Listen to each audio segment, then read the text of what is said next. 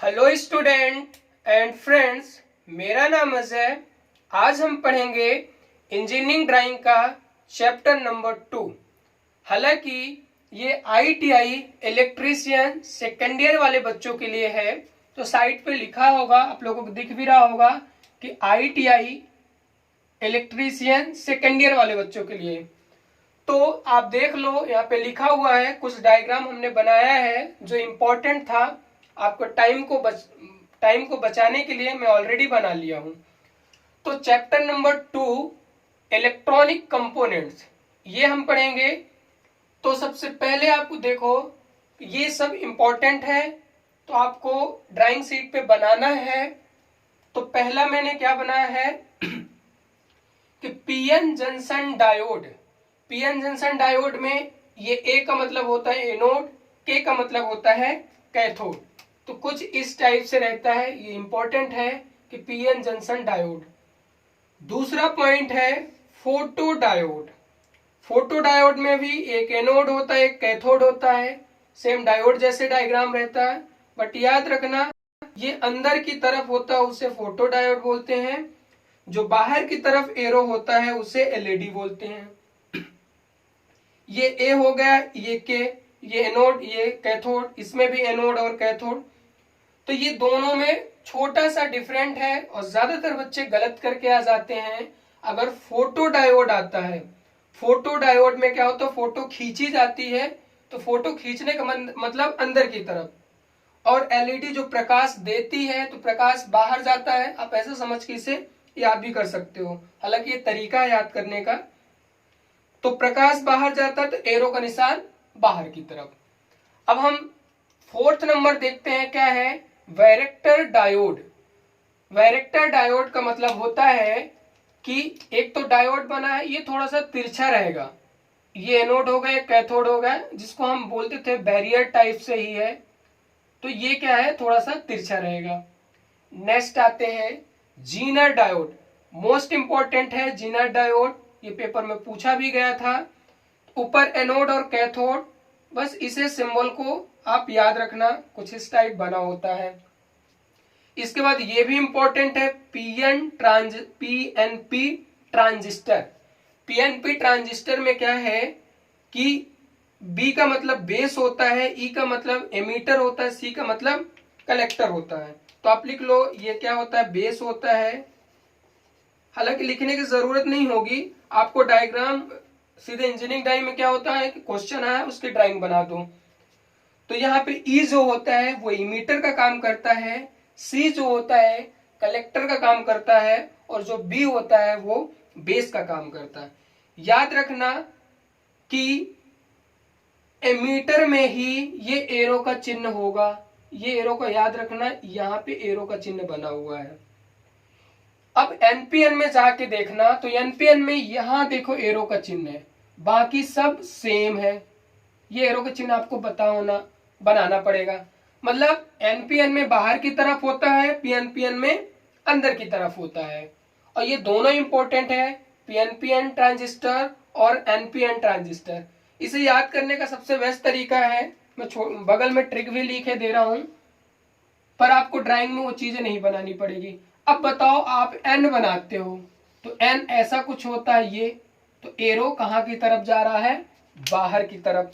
ये आपको पेपर में नहीं बनाना पड़ेगा, बट याद करने के लिए सबसे बेस्ट है बाहर की तरफ। अगर आप पी बनाते हो, सर अगर आप पी बनाओगे तो पी कुछ इस टाइप से बनाओगे, ये तो ये पी ऐसा बनाओगे तो ये कहाँ की तरफ हो गया, अंदर की तरफ। याद रखना, पी बनाओगे तो एरो कहाँ की तरफ लग जाएगा, अंदर की तरफ। तो इंपॉर्टेंट है, और एरो हमेशा एमीटर में ही होगा। इसके बाद आते हैं एससीआर। तो एससीआर भी इंपॉर्टेंट है। इसमें क्या होता है, एनोड होता है, कैथोड होता है और गेट होता है। याद रखना, कैथोड के साइड ही गेट होगा, इसमें सब में पॉइंट बना दो। तो ये एससीआर हुआ, ये भी पूछा गया था पेपर में। अब 9वें नंबर पे क्या है, डायोड है और ट्रायोक। डायक और ट्रायक। डायक और ट्रायक में अंतर क्या है, कुछ नहीं है। डायक में क्या होता है, यहाँ पे आपको डायक में क्या है, डायक में आपका गेट नहीं होता, ट्रायक में आपका गेट होता है, बस याद रखना। फिर से समझ लो कि डायक में क्या होता है, ये T1 टर्मिनल होते हैं, T1 और T2 कर लिया। और ट्रायक में क्या हो जाता है, 3 हो जाते हैं, ये गेट हो जाता है T1 और T2। हालांकि आपको समझ में आ रहा होगा और आपको ड्राइंग शीट में इतने ही, हालांकि हमने 10 बनाए हैं इलेक्ट्रिकल कंपोनेंट्स, आप इसे ड्राइंग शीट में बना लेना। मोस्ट इंपॉर्टेंट है, पेपर में पूछा जाता है। और हालांकि इसी चैप्टर में हम पढ़ेंगे half wave rectifier, full wave rectifier, और इसी में हम गेट वाले क्वेश्चन पढ़ेंगे, जैसे एंड गेट के क्या सर्किट है, नॉर गेट के क्या सर्किट है। तो इसका आप स्क्रीनशॉट ले लो, इसे रफ करके हम अब पढ़ने वाले हैं हाफ वेव रेक्टिफायर, जो पेपर में पूछा भी जाता है। तो इसका स्क्रीनशॉट ले लो आप लोग। और अगर वीडियो पसंद आ रही है तो आप इसे लाइक कर दो और अपने दोस्तों के साथ शेयर भी कर सकते हो। अगर आप नए हो तो चैनल को सब्सक्राइब कर लो ताकि नेक्स्ट वीडियो आपको अपडेट हो जाए। अब हम इसे रफ करने की कोशिश कर रहे हैं, आप स्क्रीनशॉट बड़े आराम से ले लो क्योंकि पेपर में आप आराम से बना लेना घर पे। चलो मैं इसे रफ किए दे रहा हूं। अब हमारा जो हेडिंग होगा वो है हाफ वेव रेक्टिफायर। तो हाफ वेव रेक्टिफायर आपको इंजीनियरिंग ड्राइंग में कैसा ड्राइंग बनाना पड़ेगा वो हम देखते हैं। तो अगर ये वीडियो आपको समझ में नहीं आ रही तो दोबारा करके देख लेना, आपको हर एक चीज क्लियर हो जाएगी। चलो अब हम इसमें हेडिंग डालते हैं half wave rectifier. Half wave rectifier, जिसको हिंदी में क्या बोलते हैं कि अर्ध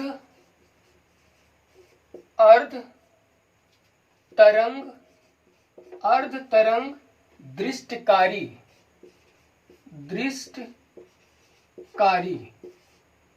अर्ध तरंग दृष्टकारी, इसे हिंदी में बोलते हैं।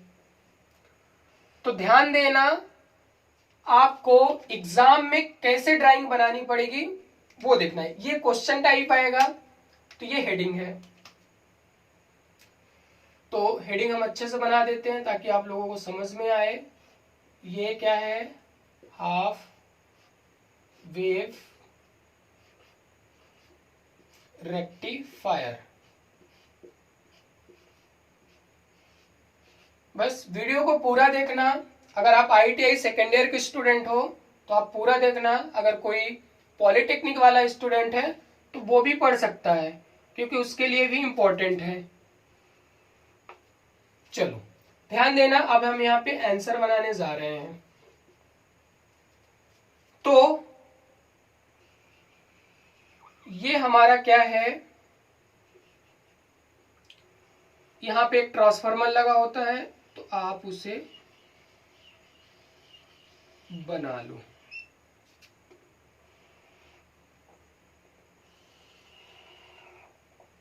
ये मैंने बना दिया। यहाँ कौन सा ट्रांसफार्मर होता है ये भी इंपॉर्टेंट है।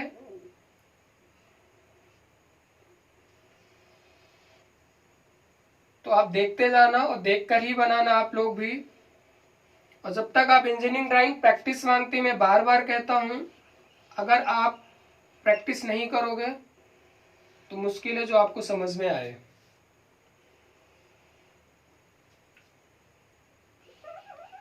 अब यहां पे क्या बनाना पड़ेगा, एक डायोड होगा, एक डायोड लगा दो।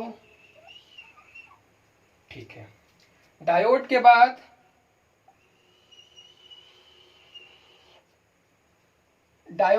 यहां पे एक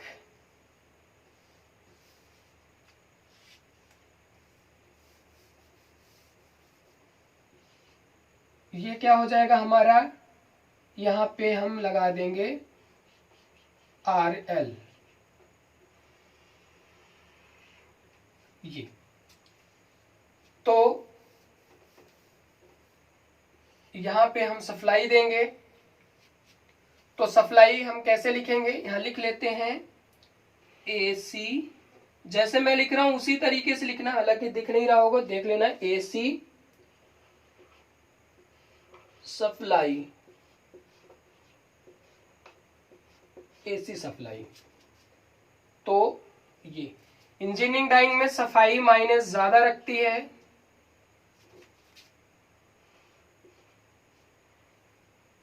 ये यहां हुआ। अब ये जो ट्रांसफार्मर है, ये ट्रांसफार्मर का नाम क्या है, तो ये ट्रांसफार्मर का नाम है स्टेप डाउन ट्रांसफार्मर,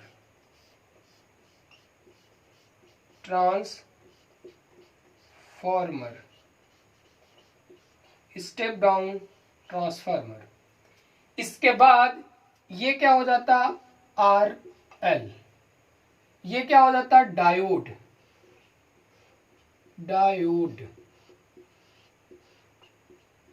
ठीक, यहाँ पे आउटपुट होता है, यहाँ पे इनपुट होता है। तो ज्यादा इंपॉर्टेंट है ड्राइंग तो ठीक है, अब हमको वेव फॉर्म भी बनाना पड़ता है। तो वेव फॉर्म बनाने के लिए यहाँ पे वेव फॉर्म बना लो।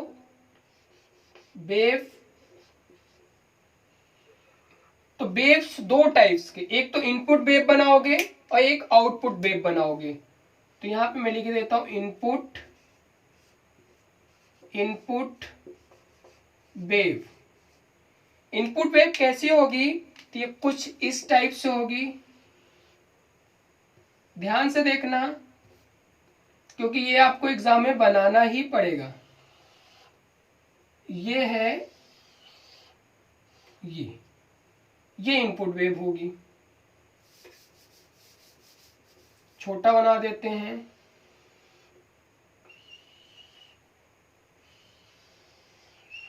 ये इनपुट है। अब हमें आउटपुट कैसे बनाएंगे, तो आप यहां पे लिख देना आउटपुट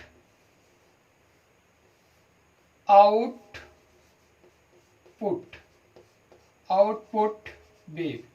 वेव फॉर्म आपको बनाना पड़ेगा, मोस्ट इंपॉर्टेंट है। आप यहां से 0 लिख लो, यहाँ पाई 2 पाई। अब ये हाफ वेव है, तो ये हाफ वेव आपको कुछ इस टाइप से बनाना पड़ेगा आउटपुट। ये इसके बाद यहां से ये वाली हाफ हो जाएगी, तो जो हमारा दिखेगा कुछ इस टाइप से।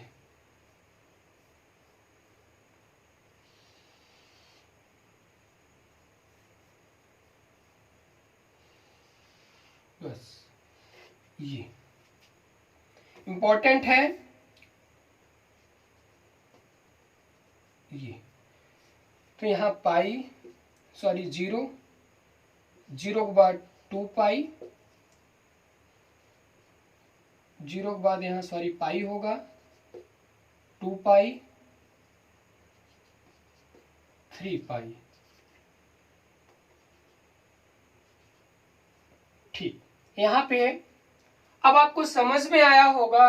मोस्ट इंपॉर्टेंट, मैं बार बार आपसे यही कहता हूं कि आपको इंजीनियरिंग ड्राइंग में सफाई मायने रखती है।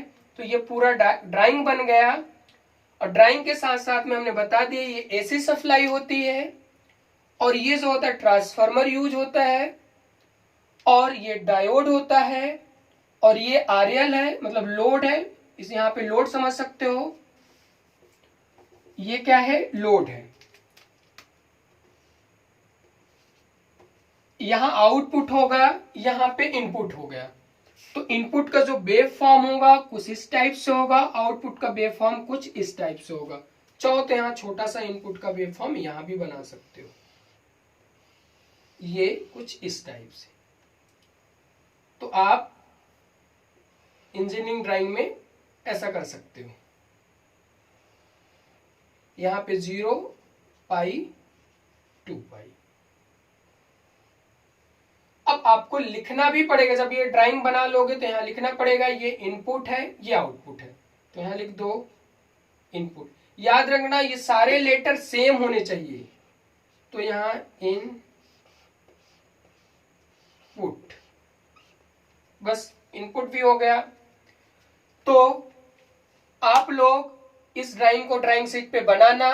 अब हम नेक्स्ट पढ़ेंगे, नेक्स्ट वीडियो में या नेक्स्ट क्लास में हम पढ़ेंगे। ये पहला लेक्चर है, तो हाफ वेव आज हम पढ़ लिए हैं। अब हम नेक्स्ट पढ़ेंगे फुल वेव रेक्टिफायर। अगर आपको ये वीडियो पसंद आ रही है तो लाइक जरूर करें और कमेंट करना ना भूलें, क्योंकि कमेंट आप करोगे तभी हमें समझ में आएगा कि आप लोगों को समझ में आ रहा है, ताकि हम आपको इंजीनियरिंग ड्राइंग की पूरी कंप्लीट, सेकेंड ईयर की कंप्लीट यहाँ पे आपको करा सके। Thank you.